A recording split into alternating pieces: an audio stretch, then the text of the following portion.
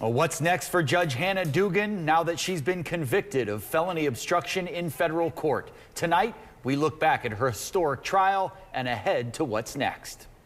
Good evening. Happy Friday to you. I'm Jessa Brycebeck. And I'm Natalie Shepard.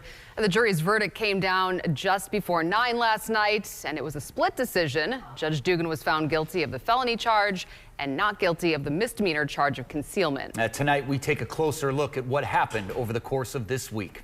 AJ Bayapor has reaction to the jury's decision. And we'll start with Adam Reif, who covered the trial from start to finish. He's live in our newsroom with a look at the impact of yesterday's split verdict. Adam.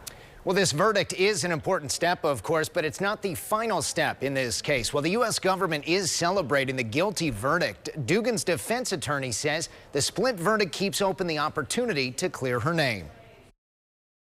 I would just say the case is a long way from over. Thank you.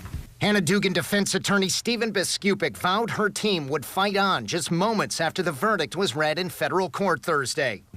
The mixed verdict is the big thing from the defense perspective. Not guilty on count 1, guilty on count 2.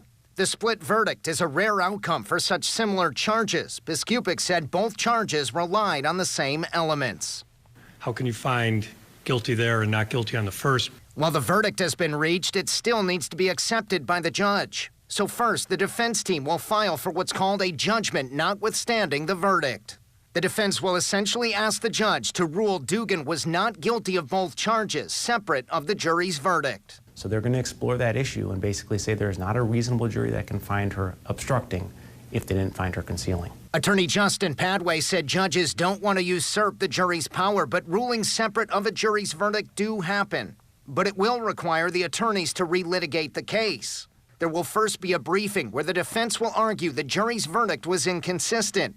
The prosecution will respond, then Judge Adelman will decide. It's a lot on Judge Adelman. The pressure is a lot, yeah. If there's anyone that can handle it, obviously it's a seasoned judge like himself. He's handled this case wonderfully, but it's one more step in his process and his job in this case. But it will likely take months for the briefings, then for Judge Adelman to research, then write his decision.